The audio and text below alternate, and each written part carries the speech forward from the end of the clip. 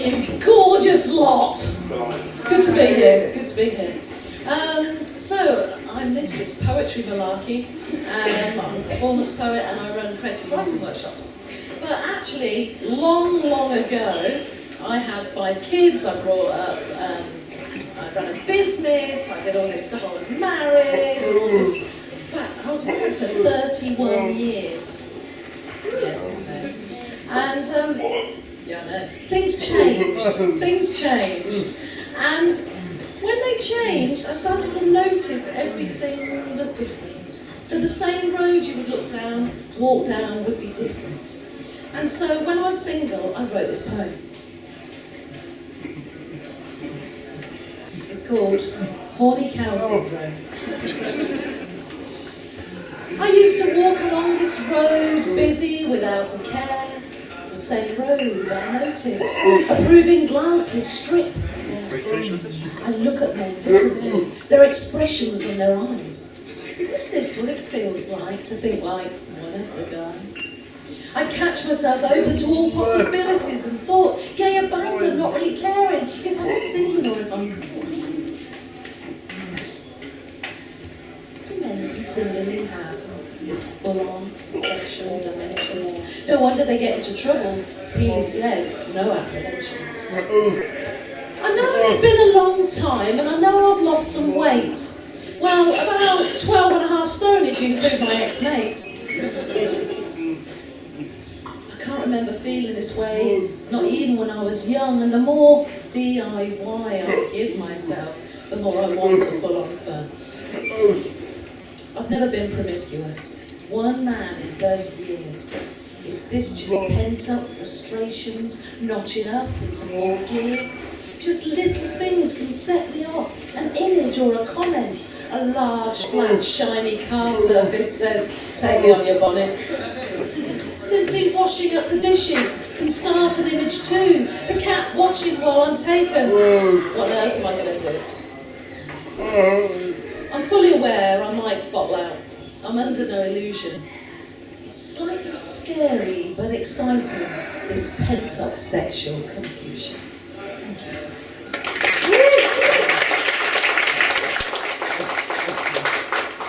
And it was weird because it was all, I've been with one man from the age of 16. I fell in love at 16, got married at 19, ran businesses and had kids and did all that, and then suddenly I was single. And it was just like, shit. But actually, I had a little go at that internet dating thing. And it's not that brilliant. It's a bit dodgy. I wrote this poem. I know it's Valentine's Day today, and we share the love and everything. So let's share this one. It's called First Dates, First Fart. First dates, best behaviour, having fun, being smart. But no matter what you've eaten, you mustn't fart. We're giggling lots and suddenly I feel something shift. I burst out laughing, then surprised, my bottom plays a riff. I get away with it this time. Oops, it really was a close one. It's early days, I really like him. Can't risk blushes because of my bum. Cuddles and snuggles on the sofa. My body's totally relaxed. Feel a burbling, gotta watch out. Butt cheeks clenched to the max. I've survived the first weeks. It's daft, really. It's only natural. We all do it. But once asleep, though, there is no chance. Nature sneaks one. Literally blew it.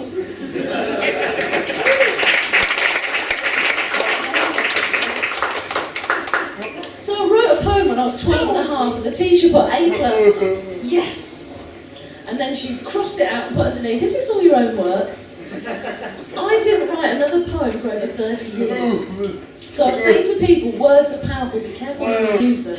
And I wrote this poem, there was a lot of shit going on in my marriage and everything. I was like, what am I doing? And I don't know. And I wrote a poem and hid it. And that was the beginning of just writing. And I run weaving words and help other people to write and express now. So I did a few open micy things, and this is a true story of what happened at a local open mic. I did the poem, the horny cow syndrome poem that I just did for you, and these girls came up to me, and this poem is called Secret Sarah. Warm smiles as they greet me. Great performance, your poems, we love them. They're examining my face, searching, looking for something.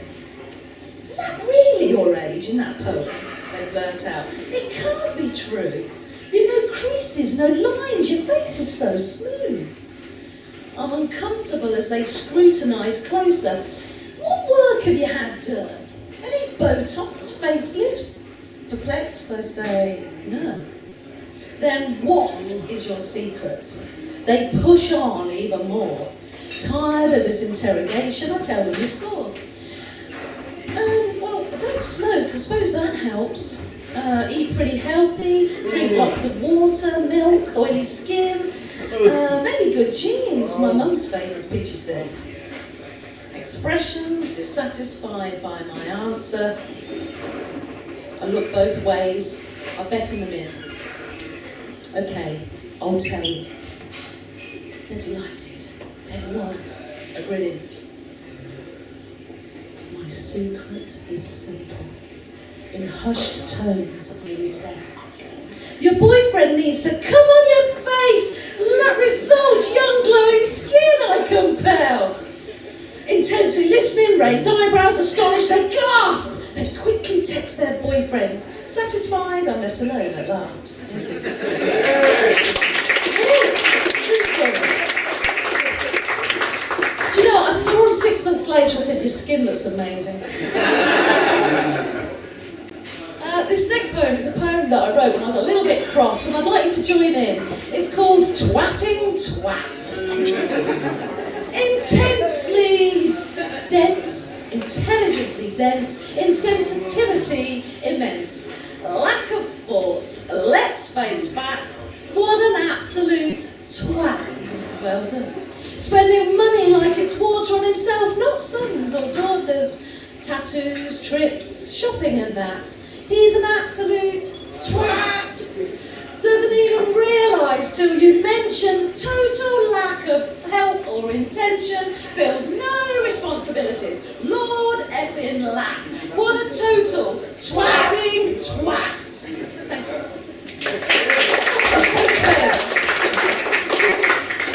I don't swear much actually, but I was a bit cross that time. Oh, dear. Okay, this is one of my favourite poems. And I wrote this in May when all the adverts were saying you had to be smooth to be feminine. And I performed this poem in Stamford, and this lady said, do you know where this started? I said, no. In the 1920s, Gillette invented the first disposable razor, made a lot of money, and then thought, hang on, we're missing half a trick here. And they lied, actually. They did a massive advertising campaign in America saying in Europe it's all fashion to be smooth and feminine. And all their razor sales went up. That's been passed down 20s, 30s, 40s to today.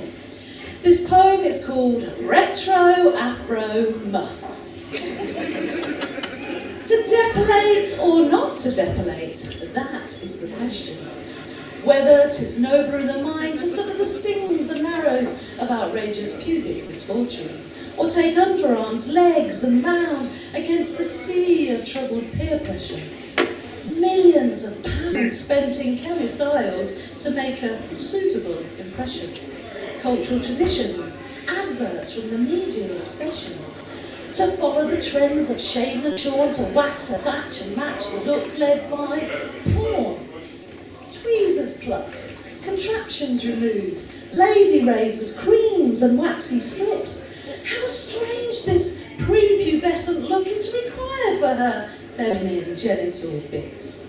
Slippy, slidey, pink temptress, smooth runway strip. The next day, itchy, scratchy, stubbly Velcro grip. Or neatly trimmed and coiffured, natural woman in the buff.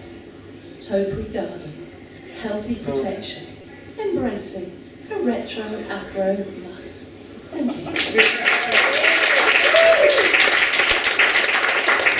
I'm going to be quick. Okay, we're running out of time.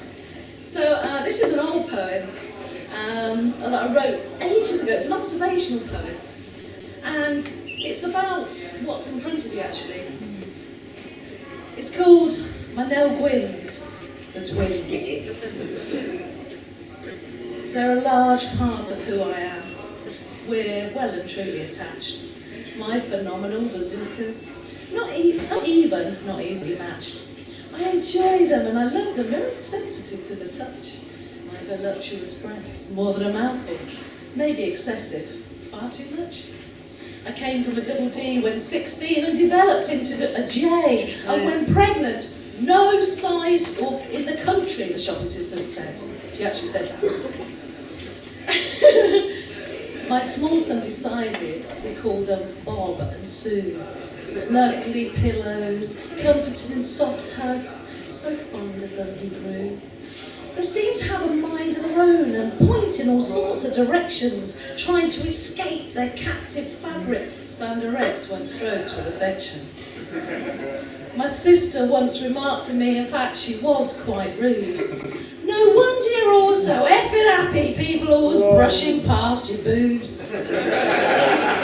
My over-shoulder boulder holders, some support, some hold, some lift, various colours, sizes, and to my travelling so they don't travel to my midriff.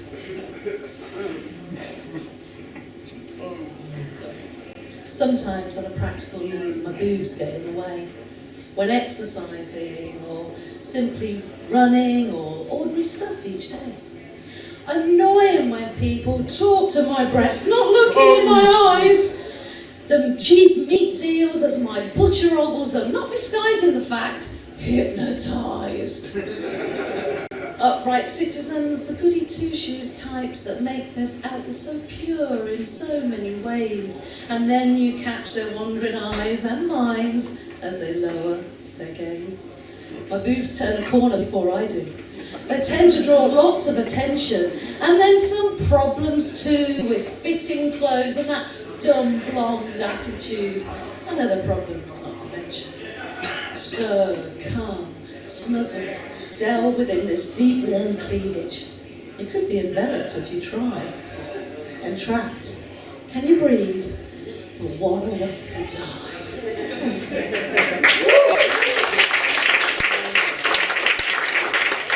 I've got a short one to finish. Has anybody got a birthday tonight? Anyone got a birthday tonight?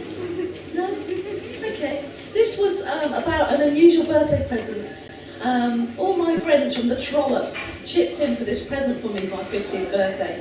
I'm going to finish with this one. I've got some books called Permission to Speak if you want to buy any. This is called Unusual Birthday Present. I'm known as Masturbating Queen by some of my close friends. They take the piss at my appetite. Natural joy, why not, I defend. My thoughtful friends decided that my present should be special. What? You've never used a rabbit? They look on as if I'm extraterrestrial. It was a big one. My 50th birthday. Deliberation, lots of thought. Received this plastic thing with batteries that my friends chipped in and bought. I thanked them for my present. I thought it was dead funny, but I couldn't ever imagine using the global birthday bunny.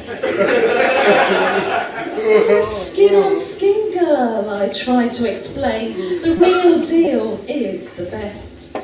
I prefer to feel the soft knee in those moments of undress. They tried to persuade me. It's amazing. Think of the time you'll save. Why on earth would I want to rush that so it's still in the box, I'm afraid? Thank you.